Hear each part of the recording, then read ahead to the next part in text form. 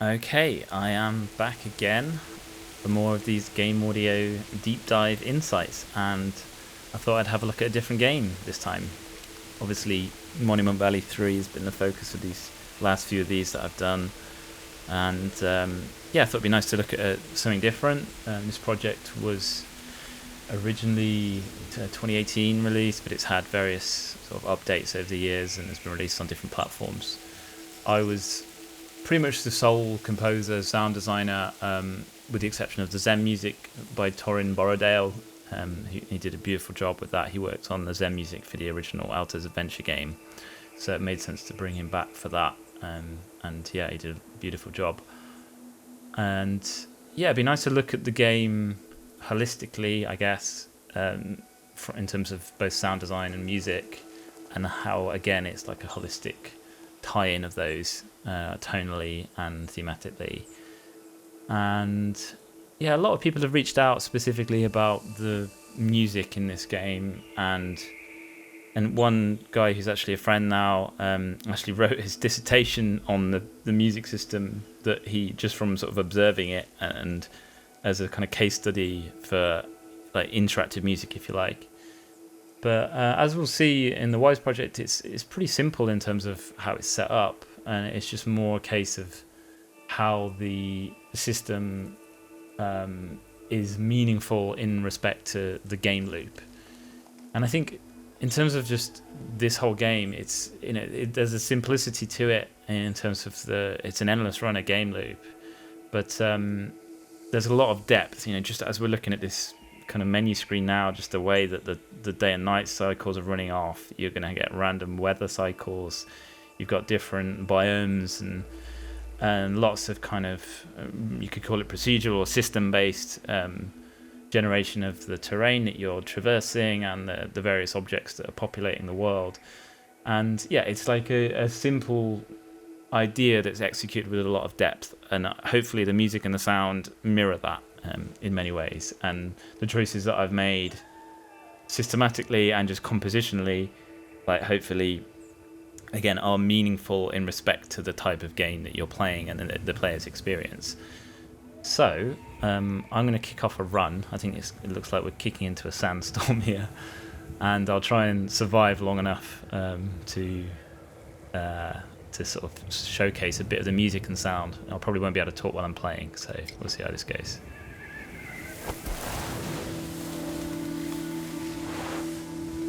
Okay. Just about made that first backflip.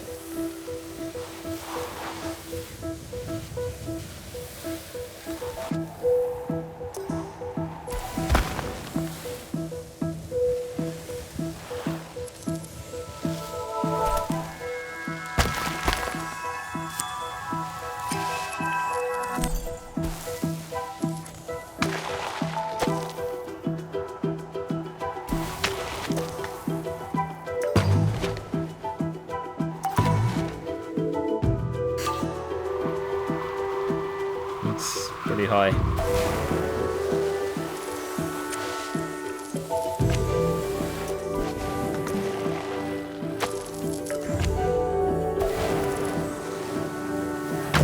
Oh, and I crashed. I'm going to do one more. Leveling up.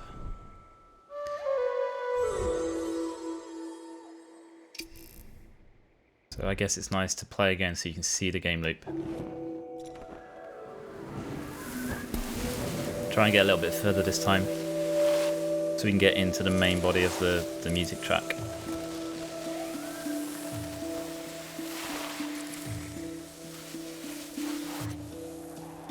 And you'll hear that the intro to the music now is different to the one we heard before, which we'll go into.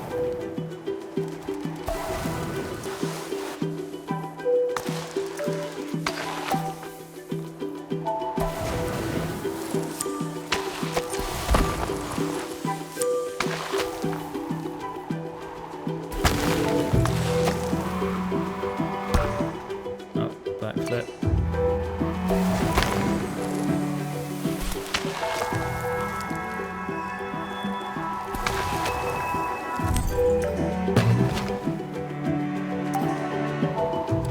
double balloon is going to be a massive combo. I'm going to flip again. Made it. Just go a bit further so we can get into the more sort of upbeat sections of the track.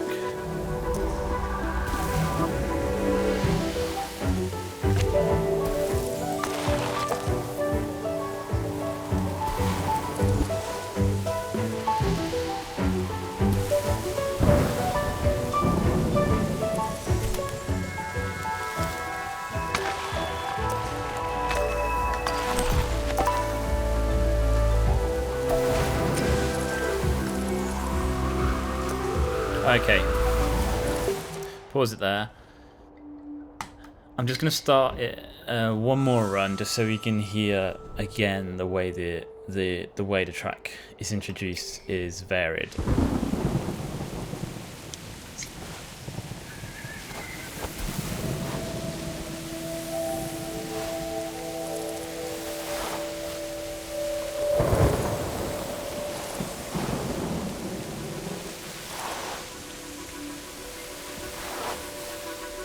So now we've got that kind of Steve Reich-y pulsing clarinet.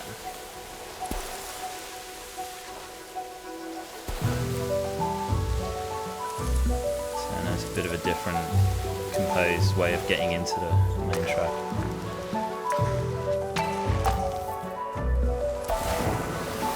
Okay, enough of me playing the game.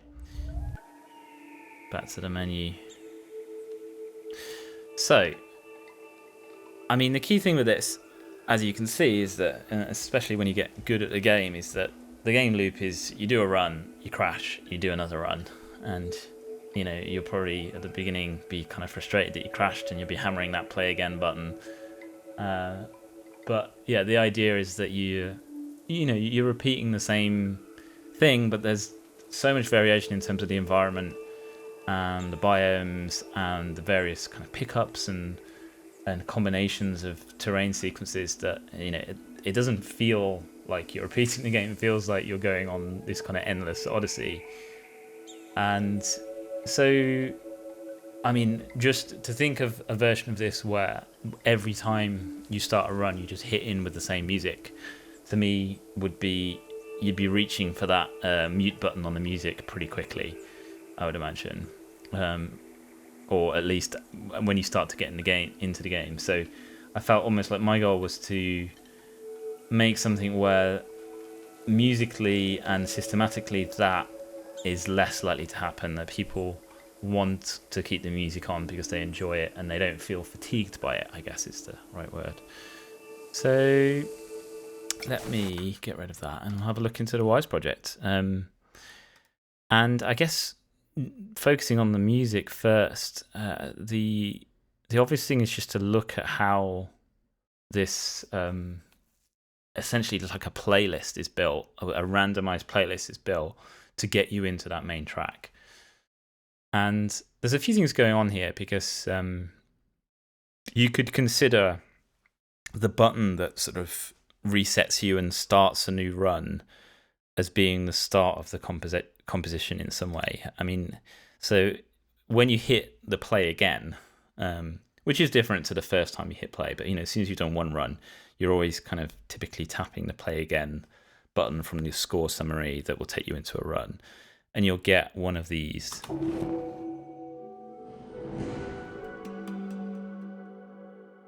And you'll see that there's 4 variations of that. So if I play,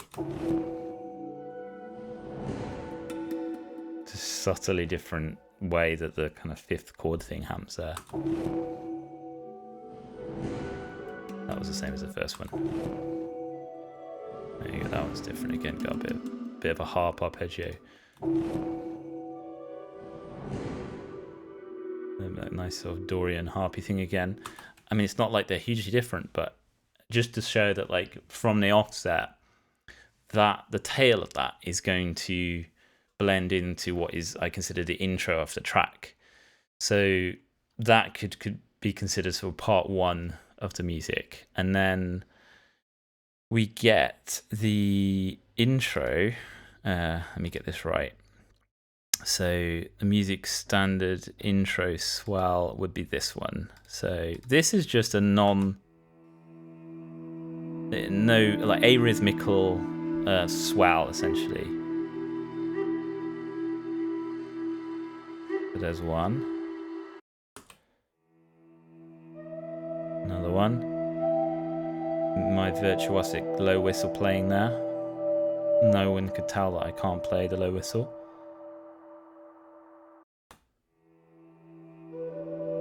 Slightly different phrases essentially. It's the same idea, but it's importantly it's not the same. So the earworm factor of every time you start that run,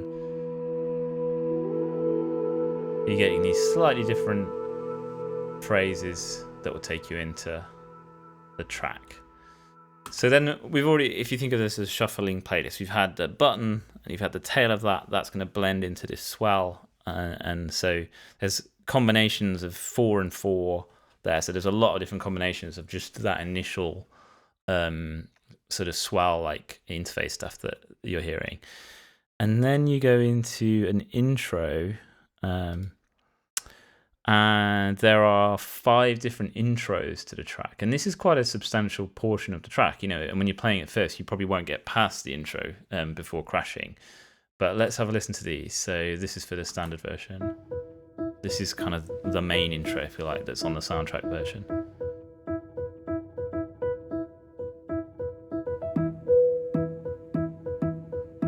And I'll talk a little bit afterwards about the nature of this slightly odd time signature and the kind of compositional side of this, but I'll just stay with the system for now. So that's intro 1, and then we've got as another option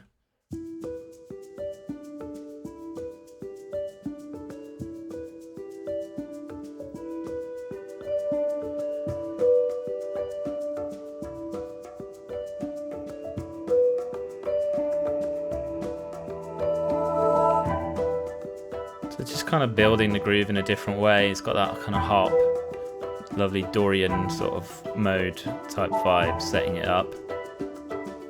And then let's have a listen to the others. I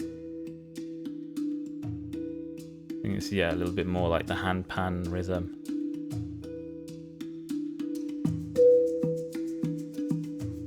And sort of a little bit more of a focus groove.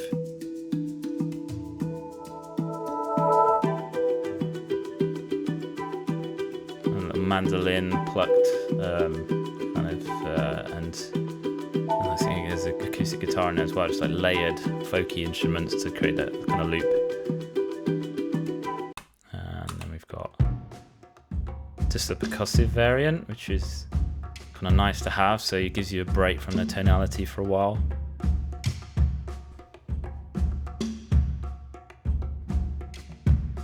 Etc.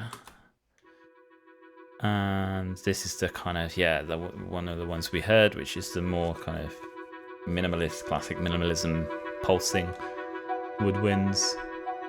Marimba goes into a bit more of a kind of different motif now.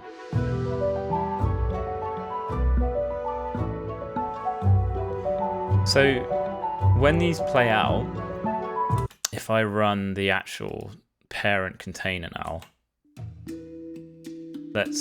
I'll allow this to play through so it actually goes. So what's happening is it's basically choosing 5 different intros, which, as I said, they're not short, and then it's going to do a sample accurate transition into basically the main loop, which is then a kind of 6-minute or so track. So it always resolves to the same track eventually,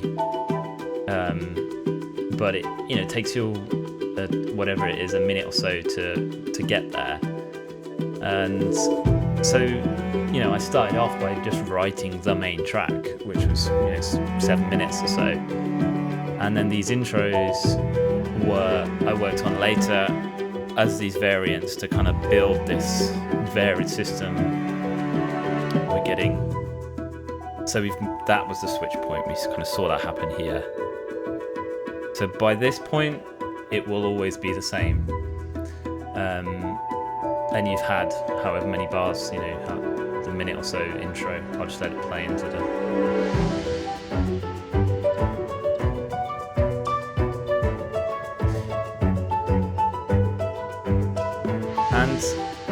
And in terms of the emotional sort of compositional progression of it, as you move deeper into a run, you tend to be doing better, putting together more combos, you're getting faster, you're clearing chasms and stuff. You might have a storm kick in. So, the arc from here on is, you don't want it to just be one continuous, raise in intensity, but it sort of moves in and out of the jungle, if you like, in terms of the feeling of the music. And there's certainly a section where I won't let it play that far, but there's a more kind of rousing sort of epic section that you get to at the sort of 5-minute point, because that's a more advanced player would be reaching that kind of length of run. And I suppose the idea there is that there's an element of like discovery in that the player hopefully would enjoy discovering later sections of the track as they get better at the game, essentially. So that's the structure of the main music for the game. I could sort of briefly show you that when we added the Lost City update, then I wrote a new track that is mirroring a very similar system. You'll see, just in terms of time constraints, there was only, and also the fact that it's only one biome and you still have the other biomes in the game.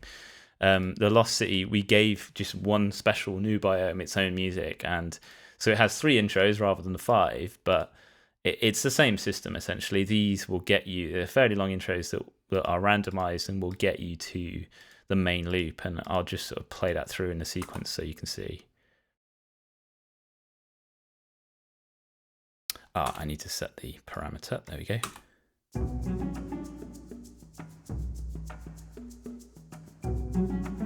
So the other interesting aspect of this variant music was the fact that you needed to be able to transition to this biome variant at basically any point in a non-binary way, in the sense that it is parameterized a blend between this piece of music and all its intros and any variants of it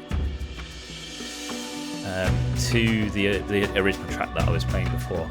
I'll just let this play until it gets to the main loop.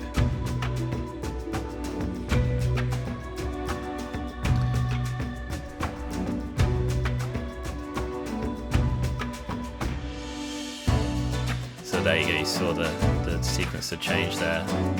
So this is now the main looping track. Again, about 6 minutes or so, maybe a bit shorter given that it's just for one biome.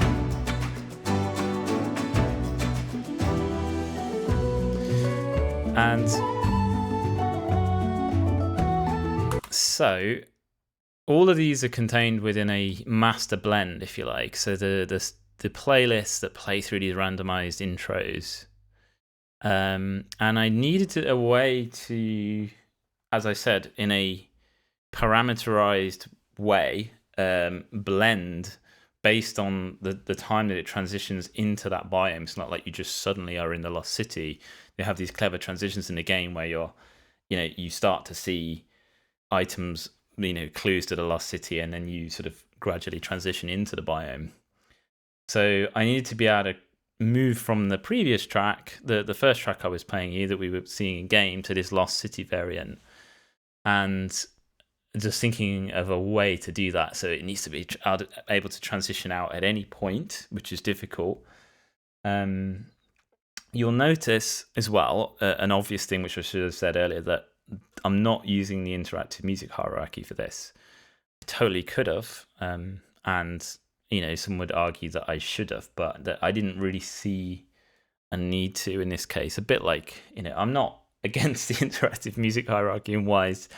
It's just like I use it if I need to use it, because I do tend to find it like if there's no direct need to use it, which is usually a sort of tempo derived, waiting for a bar until you transition type thing.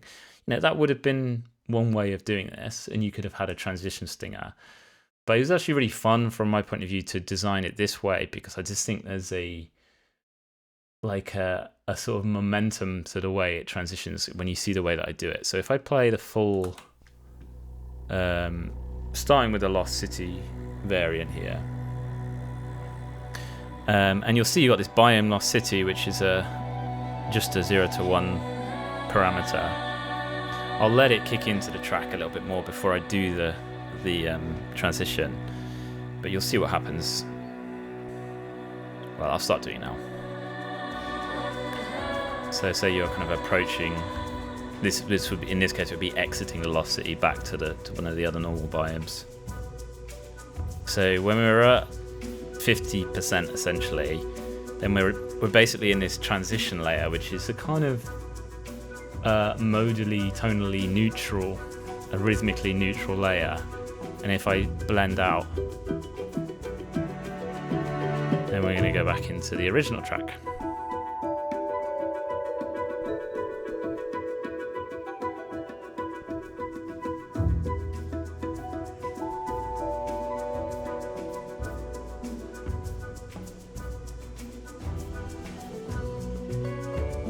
Going back there through the transition layer into the Lost City track. So what's lovely about that is at any point it would never be that fast, but you know I can blend between the two through that like neutral percussive layer, which I think works really well, you know, and you never lose that momentum. You know, you could obviously write a transition segment that sort of works to come out of any of those tracks at any time, but personally I think that's more likely to sound clumsy, even with certainly my best effort, than it is to do what I've done here, which is just to have that continuous looping transition layer with a sort of it's still in the same key and mode, but there's enough sort of ambiguity about it, because so the two tracks, the Lost City track and the original track, they're both in the same key, but they're using different modes. So the first track uses E Dorian, and then the Lost City track is just the relative Aeolian minor of that. So the same notes, just sort of emphasizing a different root, so that you get that kind of more natural minor sound. So they're key compatible, so you don't get some weird clash tonally as you blend between them. But by using that sort of modal technique, then you have a sort of emotional contrast between the two, whilst maintaining the same key. And I do this all the time with modes, and it's so useful because, you know, if you've got, like in the case of Monument Valley, or in this game the pickups, or the power, the combo kind of notifiers that the blip sound that every time you do a flip is kind of like ramping up your combos. These are all using scales, like diatonic scales or pentatonic scales, and you can emotionally change the context of those by giving those a different chord or root underneath that same scale, by using obviously modes, in a sense that, you know, I've actually got a piano sound up here. You know, if I have a D drone, then to play to play some notes over that is very different to if I have a F in a drone.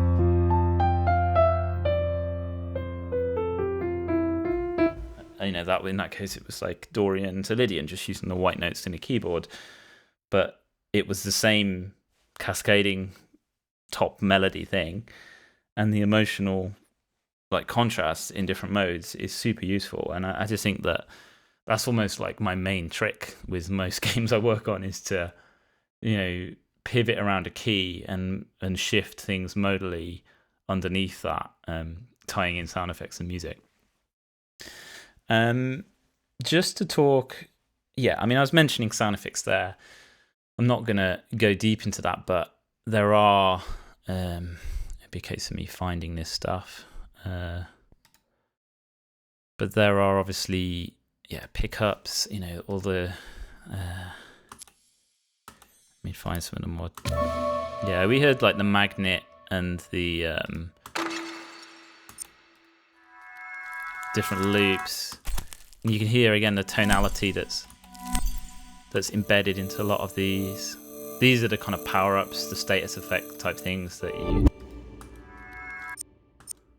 So it's similar to the Monument Valley stuff. embedding as much tonality as possible, consistent with that key, that diatonic key, into a lot of these sounds. Not all of them. The coin stuff isn't. That would be too much for me to just like have arpeggios kicking off every time you collect a coin. But the that's a super coin, for example, and that does. You see, that's got 3 variations in terms of notes. It just helps to create that tied in holistic vibe, and people really respond to this when the music, the sound, it just feels like it's all very much like part of the same experience, the same world. And to me, that's where the close relationship between those disciplines is so valuable, in terms of, not on for all games, but certainly something like this. It's such an opportunity. I guess I do feel very lucky to have worked on a whole bunch of games where, well, not just by luck, by me kind of seeking it out, I guess, where there's been opportunities to play with this kind of thing.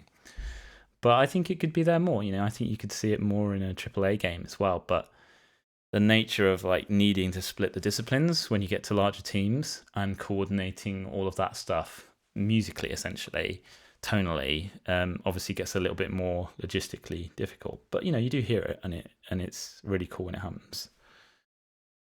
The only other thing, without making this video too long, just to mention is the nature of mainly the time signature in the composition in both of these tracks, which obviously in the same time signature, locked into this kind of 7/8 groove thing.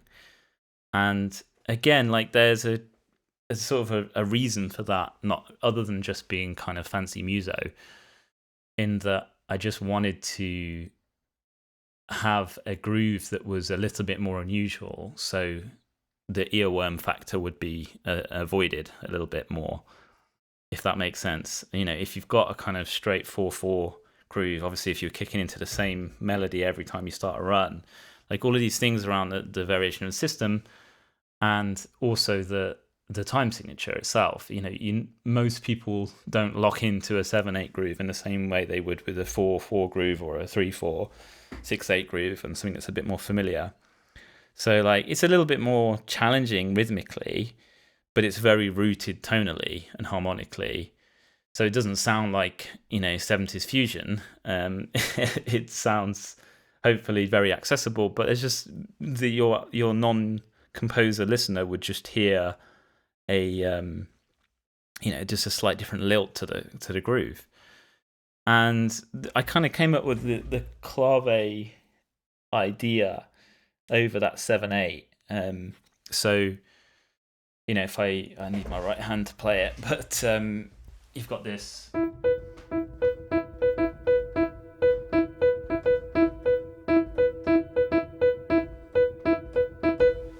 And it's kind of hard to, you hear that piano, which is how the track starts, and it's hard to sort of even think where the 1 is for that, which is, again, sort of intentional, but you build the track around it.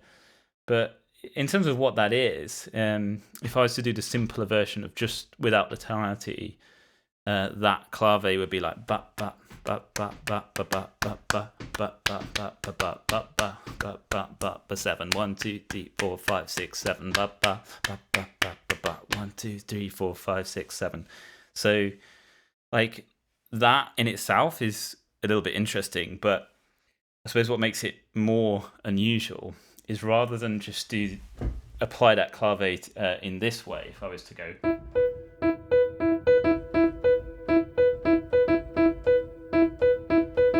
that double E there means that that would mean that you're just hearing a loop over 7, but that's not what I'm doing. What I'm actually doing is, because it's an odd number, the 7, I'm starting on the 5th, the higher note, the second time round. So the actual loop is this. I'm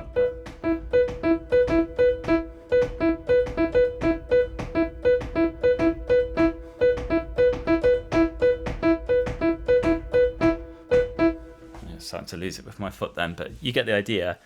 And so yeah, I came up with the clave, and I was like, oh, that's cool if you sort of just invert it the second time round. So you could think of it as a 14 8 bar in a way, but I think the track grooves in 7 the more you get into it, for sure. But yeah, all of this kind of muso-y stuff is all very well, but like, what's the point? And as I said, the point is that I don't want it to be an earworm. I don't want people to reach for that mute button because they're just hearing the music in their sleep. No doubt they'll get there at some point, but at least, doing what I can to keep it interesting and varied, and in all these things, as I said, the sense that you're moving further into this composition. And much like with Monument Valley 2, this is coming to that game as a sequel. This was a sequel, and I had the luxury of playing, in Monument Valley's case, the original game, and in this case, Alto's Adventure, which I didn't have anything to do with, and knowing what it feels like to play the game and really get hooked into it and get good at it. And that gives you there's a luxury of that perspective. For sure, that really helps with knowing what's the most important things. What is it about the approach to audio and music in this game that's actually going to make this game better? Which I always come back to as like, that's what I consider that is the most important thing for me. And I think ideally for all people, actually, it's all very well to have like lovely musical moments and people to say, oh, this has a great soundtrack, but the bigger compliment for sure is like, this is a great game and I really love the game, and it's lovely if you get to work on something where people notice the music and sound as part of that. But the ultimate goal is for sure for players to kind of have their imagination captured. I think in this game, I said, visually does a great job of that, and hopefully the music and sound does that side of the game justice. So yeah, I've spoken enough, and hopefully this was interesting and useful. There's more I can talk about certainly with this project, and more I can show, but yeah, by all means, as usual, if you have any questions or anything, whack it in the comments on YouTube and such, and I'll try and make some more of these. I hope you enjoyed that. Bye bye.